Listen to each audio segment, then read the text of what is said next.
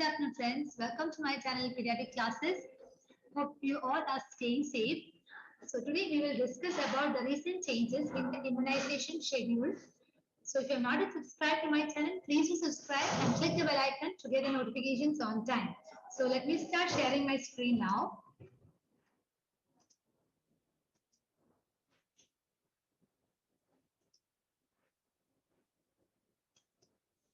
Okay.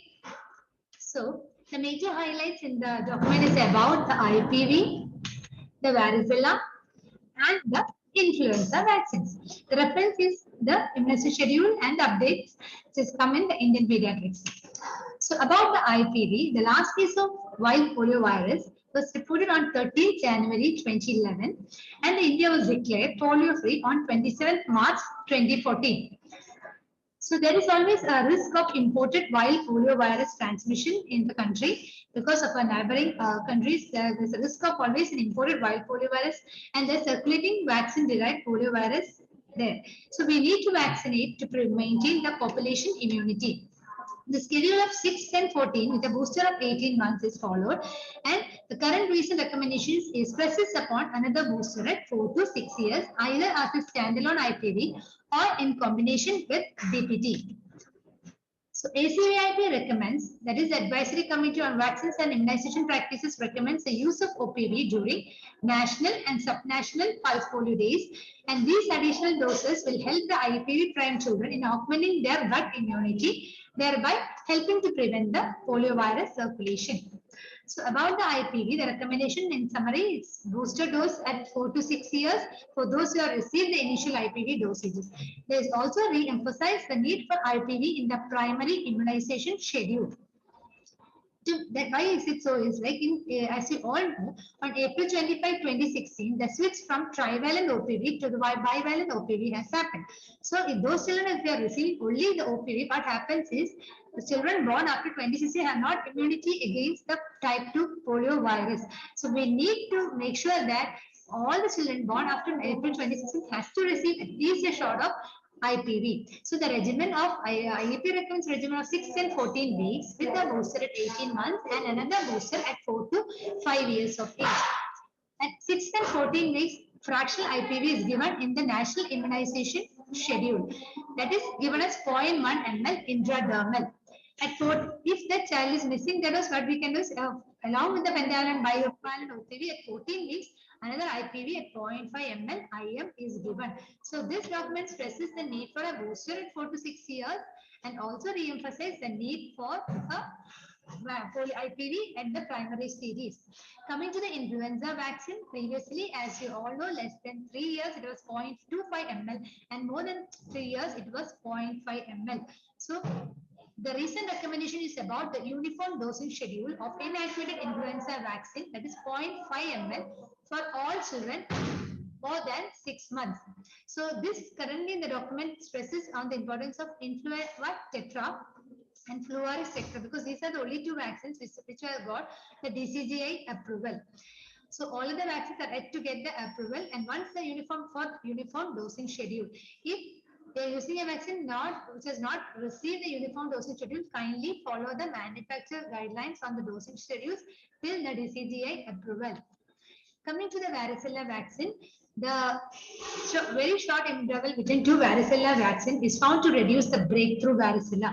So hence the dosing schedule is about the second dose, which is about 3 to 6 months after the first dose. Why is it so? So please understand here in breakthrough varicella, it can be either due to primary immune failure when the patient has failed to seroconvert or the patient has failed to mount an enough antibody response to prevent the infection. Such thing will require a early booster dose, whereas secondary immune failure means the patient has mounted a response and immunity is waning off. That requires a delayed booster. It has been found that the breakthrough varicella is mostly due to primary immune failure, immunity failure. So what happens? Immune response failure. So it requires an early booster. That is why the recent IAP schedule recommends the second dose 3 to 6 months after the first dose. A few words about the newer vaccine of Menveo, Tetraxin, Tifibep, Pneumocil, and Twinrab.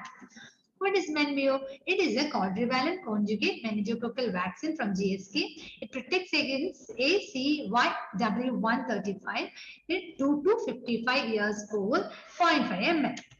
About tetraxin, it is a DTAP IPV combination vaccine. So this is given in the dosage of 0.5 ml IM.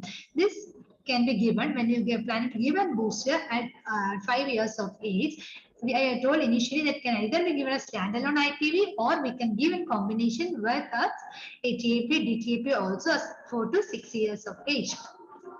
Coming to ACVIP, this is a conjugate serum 197 typhoid vaccine, that is a biological E vaccine. The source of VI antigen is C-Frenand. It is 0.5 ml single dose IM. So there is no requirement for a booster dose here. From 6 months to 45 years, it recommends 0.5 ml single dose. Another new vaccine is the Pneumocil. It is a 10-valent pneumococcal conjugate vaccine. This is a third pre-qualified vaccine after Prevnar 13 and Synflorix. It protects against the serotypes 1, 5, 6A, 6B, 7F, 9B, 14, 19A, 19F, and 23F. It is again following a 3-dose regime of 6, 10, and 14 weeks with a booster at around 12 to 18 months of age. This is approved for use till 2 years of age. So beyond 2 years, there are no studies regarding the use of Pneumocil vaccine. So Pneumocil vaccine, please make sure that it is approved for use only till 2 years of age. Coming to Twinrab, it is a monoclonal antibody cocktail. This is for those post-exposure prophylaxis in individuals with suspected rabies exposure. It's a combination of 2 murine anti-rabies monoclonal antibodies, that is Dr.Rehna and Mirovamab. This is in the dosage of 40 international units per kg. This has to be used along with the rabies vaccine. In category 3 modes, when we say rabies vaccine plus immunoglobulin, here nowadays the trend is more for, like, the recommendation is more preferably for monoclonal antibodies than the immunoglobulins. We have a human monoclonal antibody also available, and now Twinrab is also coming to the market. So this is the vaccine finalized IAP schedule of the vaccination. That is both we give BCG, OPV, and Hep B. Hep B preferably for 24 hours of life. Then 6 weeks DTWP or DTAP with IPV, Hep B, Rota, and PCV. 10 weeks and 14 weeks are the same thing. So here additional 4th dose of Hep B is safe and is permitted as a component of a combination vaccine. Another thing about rotavirus vaccine, if you are using rotavirus, that is RV1, 2-dose schedule is recommended. All other requires a 3-dose schedule. In 6 months, I told you we have come on to the uniform influenza vaccine schedule. We are giving for 0.5 ml. For DCGI approved brands. At 7 months, again the second dose, and this has to be repeated annually till 5 years of age. At 6 to 9 months, recommendations for a typhoid conjugate vaccine. There's no requirement for a booster dose as by the available data now.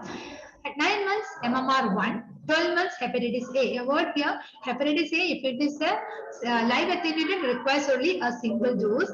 But if it is a inactivated Hep A, it requires 2 doses. At 15 months, MMR2, Varicella, and a PCV booster. Please note here, once we are giving a Varicella at 15 months, as in the recent change, we have to give it the second dose after 3 months to 6 months of age. That's why at 18 months, we are giving a Hep A2 with Varicella. Hep A2 is required only for inactivated Hep A vaccine. 16 to 18 months, DTWP, HIP, and IPV.